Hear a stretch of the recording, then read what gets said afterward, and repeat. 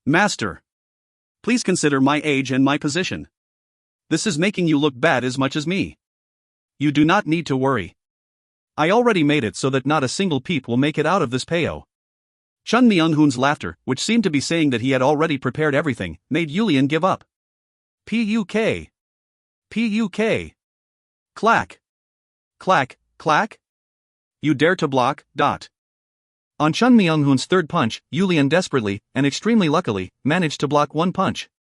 But once he did, Chun Myung-hoon's glare became much worse. This is proof that I have been training very hard. Please do not glare at me like that. Also, a flower grown in a greenhouse will not live longer than a cactus that has survived the extreme sunlight of the desert. Knowing very well what Yulian was trying to say, Chun Myung-hoon couldn't come up with a good enough answer to squish Yulian. Since he didn't have any response, his fist responded for him. Pow! Pow! Pow! Now you are trying to teach your master. You are definitely lacking a beating. That's definitely it. His fast and sharp punches landed all over Yulian's body as Chun Myung-hoon shouted. Yulian placed his hand on his great sword and shouted back. Please accept it now. If it was not me, who could handle your anger? And please stop hitting me. I am no longer a child. I am a proud adult male who might soon be the father to a child. Ho! Now you are trying to fight back. Fine, let's take care of this today. Chun Myung-hoon lifted his index finger at his disciple's opposition. That night, the peo was rowdy but not a single peep came out of it. The next morning, Yulian claimed that he did not have any appetite and skipped breakfast. People found it to be weird, but since he looked fine on the outside, they really thought that he just didn't have any appetite. Chun Myung-hoon had considered his disciple's reputation and only hit places that were not visible, and only enough that he could still move. This extremely wise master then slowly disappeared. End of chapter 2. Next chapter. Glow Yulian provoke. It was finally starting. If you find any errors, ads pop up, ads redirect, broken links, non-standard content, etc., please let us know. Report chapter so we can fix it as soon as possible. Book 2 to 3.1 The Schweri's Plan. Glow Yulian provoke. It was finally starting. Book 2 to 3.1 The Schweri's Plan. We must not miss this opportunity. At Venersus's words, the Schweri's glow, the desert mole, Hangry Elbata, just shook his head. Using someone else's crisis as an opportunity to attack will cause a critical damage to my, Hangry's fame. I understand where you are coming from, greatest warrior Venersus, however, it will be enough if we slowly start our attack. Venersus was extremely upset inside. How could someone who knows what honor is ignore my honor and make such an order in the past? You were the one who went against the truce the very next day and ordered an attack. Someone like you dares to talk to me about fame and honor? Venersus looked at Hangry almost to the point he was glaring at him, but Hangry continued on like he didn't care. Our greatest warrior's flaw is that he is too passionate. Shouldn't you step back a bit to give the other greatest warriors and your subordinate warriors opportunities as well? Is that what this is all about? Venersus lamented Hangry's words in his mind. In the end, Hangry didn't want to let Venersus go in the fear that Venersus would have too many achievements. He had been that way from the beginning, but lately, the other greatest warriors as well as the glow have been trying to limit him too much. Furthermore, Hangry even thought that Venersus was aiming for the glow position. The last glow was not like this. In fact, the last glow helped stop the other greatest warrior's envies with his own body. He knew the most about what Venersus wanted, and trusted Venersus more than anybody else. In return, Venersus also gave the glow his complete loyalty, and did everything in his power to increase the 9 oases they controlled to 11. But once Hangry became glow, he worked with the other greatest warriors to limit Venersus, and tried to get in Venersus's way at any chance he got. This was the reason that the Schwerii, which had the war god of the west as well as the greatest warrior brigade known as the Desert Sword, still only had 11 oases. The internal affairs were as rotten as they could be. If you, the tribe's best warrior, think that is the best course of action, I will think about it. But only if you are planning on giving the warriors of the next generation a chance to build battle experience. Which warrior in Schwerii could handle the two brothers whose fame has spread across the desert? In order to go up against his Desert Sword, he created a new warrior brigade known as the Red Storm. The fact that their skills were similar to that of the Desert Sword was something one of the soldiers reported back after seeing it for themselves. The majority of the lead warriors in Schwerii with battle experiences were part of Venersus's brigade. It made sense, since for the last 20 years, 80% of the Schwerii's wars were handled by Venersus. With Paria's current chaos, there was an absolute chance of victory. However, if it was not himself but a different greatest warrior who only sought to achieve some merits for himself, their chances were only 50%. That will not work. Out of Pariah's greatest warriors, only I can handle the angry Brandystock, the sharp teeth, and the large spear. In addition, there has been news lately about Globaguna's son, Yulian, the young warrior who has enough strength to be called the Desert Conqueror. Please allow me to go. If we miss this opportunity, we don't know how long we will need to continue to maintain this status quo. Greatest warrior Venursus, aren't you looking down on our Shwerii warriors a bit too much? I am not looking down on them. I am just speaking the truth. Our current greatest warriors have not experienced a real battle for a long time. On the other hand, hasn't Pariah's warriors faced a large amount of battles until now? Isn't that why I am saying we will help them build the experiences starting now? Since Pariah is in chaos as you mentioned, what better setting to get some experience? Plus, you should have taken warriors from other oases with you when you were involved in many wars in the past to prevent something like this from happening. After hearing what Hangry had to say, Venursus was starting to get angry. If you had not denied my requests for reinforcements time after time, half of Pariah's oasis would already be ours and our warriors would have gained a lot of experience. Venursus wanted to shout like that. If it wasn't Glow-Hangry and the other greatest warriors restricting him, he would have been able to even defeat the unified brigades of Pariah's greatest warriors. However, even Venursus could not defeat 3 greatest warriors while lacking reinforcements in warriors. How could he manage to defeat the enemy who had over 3 times the amount of warriors? The reason he managed to even take 2 oases away was because of the previous Glow's full support. Venursus tried to hold back his anger as he spoke. Glow, the ultimate opportunity for our Shwerii to pounce on has arrived. Pariah's tight defenses are a mess because of the chaos, and thanks to that, the cooperation levels between oases are in shambles. If we attack right now, within a month, I can offer you 2 of their oases. Please don't consider me as an enemy, but as an ally. That's how he wanted to end it, but Venursus continued on as if he was trying to console Hangry. Please allow the warriors of my oasis and a reinforcement of 10,000 warriors to head out. I will definitely dedicate the glory of the victory to the Shwerii and Glow-Hangry Nim, but... Seeing Venursus not stepping back and even bowing a bit as he asked, Hangry's heart moved a little. At that moment, one of the other greatest warriors who was with them, the piercing bow of the bushy oasis, Rikare Breeze shouted toward Venursus. Bloodied hand Venursus, aren't you seeking too much glory? For what reason do you seek so much glory? If the Glow commands you, you should just follow his command. For what reason must you be the one to step forward? Venursus also let out his anger and shouted back at Rikare. Rikare, a warrior uses all of their strength for the good of their tribe, not for themselves. Are you trying to insult me with those words? You started the insult. If it is not you, we cannot take on Pariah? Aren't you the one insulting all of Shwerii's greatest warriors? Am I wrong? Did you already forget that you lost to Pariah's large spear? Who was it that saved you when that happened? Rikare's face turned red at Venursus's response. It was Venursus who had come to his rescue at that time. Hoof. Rikare did not respond to Venursus's question before looking toward Hangry and starting to speak. If you give this Rikare the warriors of our bushy oasis and an additional 10,000 warriors, this Rikare Breeze will guarantee that I will deliver Pariah's oasis to the Glow. I object. Rikare is a greatest warrior who has never led a group of over 10,000 warriors. And please do not forget that to guarantee a victory, I need to take part, Glow. Our Glow will decide whether I go or not, it is not your decision. Why are you flapping your mouth when the Glow has not said anything? Rikare looked at Venursus with an expression and nuance that implied that Venursus made a grave mistake as he scolded Venursus and looked toward Hangry. Venursus's crime has started to pierce the heavens. Now he does not even wait for the Glow's decision and decides for himself what is allowed and not allowed. I want to say that the Glow should punish him for his crimes. Because many of the greatest warriors and the chiefs of the oasis who were there did not like the fact that Venursus had so much accomplishments, they started to agree and say that Rikare was right. Hangry became upset after listening and realizing that they might be right, and because he himself did not think positively about Venursus, he took Rikare's side as he started to speak. Greatest warrior Venursus, think before you speak. This expedition will be handed to Rikare. Each greatest warrior should prepare their warriors and send them to Rikare. Glow. Venursus shouted loudly, but Hangry did not falter a bit as he continued. Greatest warrior Venursus should return to your oasis and take a short break.